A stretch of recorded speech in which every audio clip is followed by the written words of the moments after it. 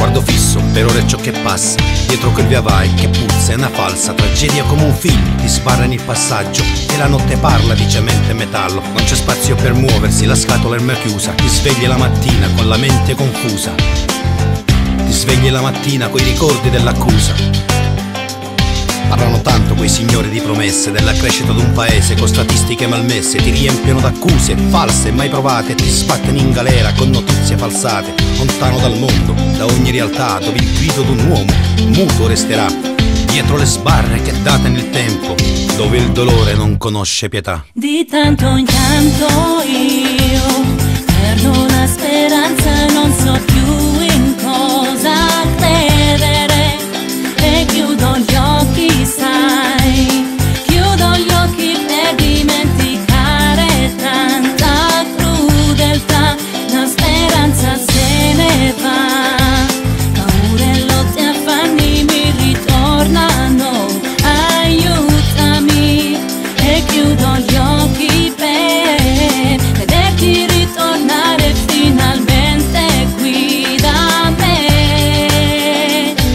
Ho visto dentro l'aula un teatro dove giocavano con la mia vita, accuse come bolle di sapone, restare in piedi come mura di cartone, parlare e scrivere fiumi di parole.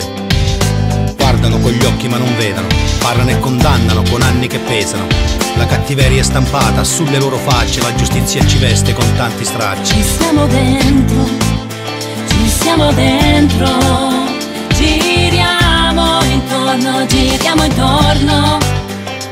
Dimmi perché, vedono gli occhi alla realtà che c'è.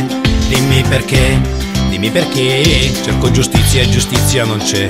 Dimmi cos'è, il potere in toga elegante. Dimmi perché, questo tempo lontano da te. Di tanto in tanto io perdo la speranza, non so più in cosa credere e chiudo gli occhi, sai, chiudo gli occhi per dimenticare tanta crudeltà, la speranza se ne va, paure, lotte, affanni mi ritornano, aiutami e chiudo gli occhi per